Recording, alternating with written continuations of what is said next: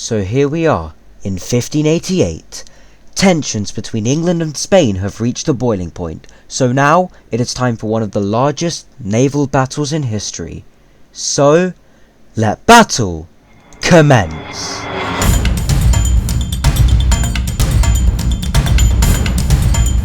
Philip had his armada ready to go and he was feeling really confident, as surely nothing bad could happen to him, right? Foreshadowing is a narrative device. On the 28th of May, the Armada departed Lisbon. However, storms caused loss of supplies and forced repairs. We mustn't forget that it's been raining, so... This will become a common theme. Foreshadowing is a narrative device. So, Philip had to wait until late July for his ships to finally reach the English Channel in its classic crescent formation. On the 29th of July, the Armada was spotted off of Lizard Point, Cornwall. Beacons and church bells alerted London. Then came the first battle of the war, which began on the 31st of July. However, it began with an English attack. However, the crescent formation of the Spanish held tight, and so only 3 Spanish ships were lost, so Spain was still looking fairly strong. Now, it was time to pick up soldiers in the Netherlands. On the 6th of August, the Armada reached Calais to meet the Duke of Parma, but his troops were inland repairing canals.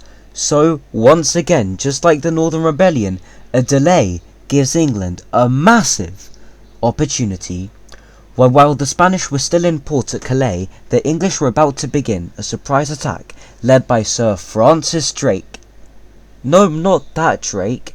Yes, that Drake. You see, in part 1 I mentioned tactics, but I forgot to mention one certain tactic for dramatic effect, and also no spoilers because I do not like spoilers. You see, the English had another trick up their sleeve. As you may know, wood is flammable, and what are the English ships made out of? Wood. And what is also flammable? Wood. But what do you need to set wood on fire? You need tar and oil. Lots of oil. So Drake decided to oil up the ships and set them alight, and he also sailed the fire ships straight to the Spanish. The Spanish panicked and cut their anchors.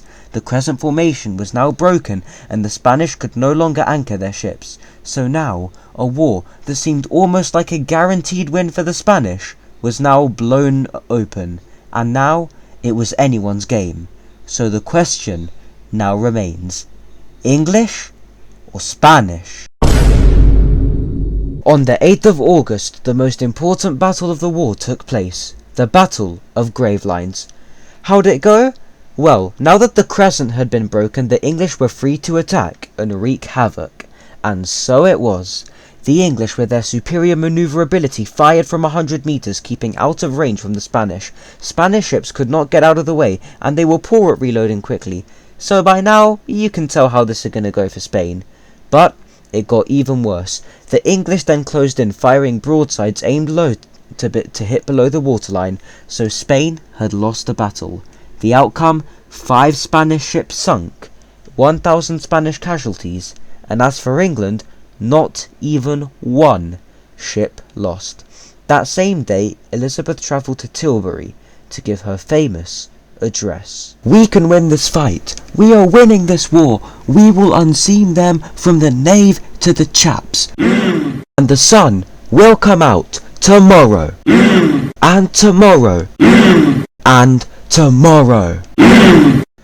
On the 9th of August, the Spanish were hit by one of their greatest enemies and one of the worst things possible.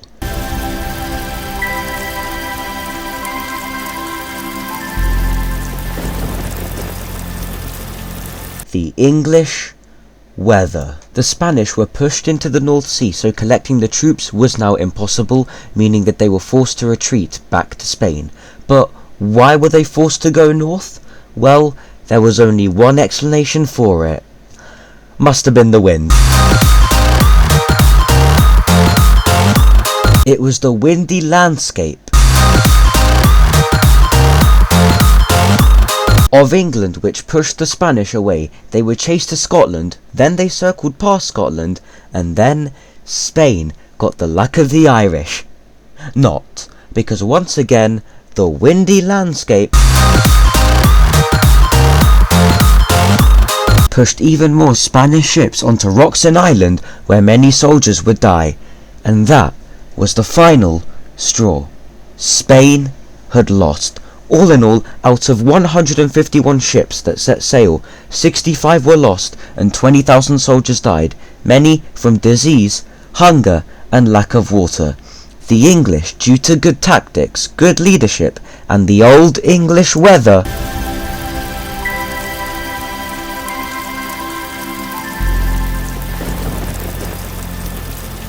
and windy landscape, had won. But it wasn't over yet. England launched a failed counter-armada in 1589, Spain launched 2 more failed attacks in 1596 and 1597, England supported another rebellion in the Netherlands, and Spain supported an Irish rebellion which would put a strain on the English economy. However, England's victory in 1588 would begin England's transformation as the world's new superpower, and so they were free to colonize, which would lay the foundation for one of the largest empires ever seen, the British Empire, the empire on which the sun never set.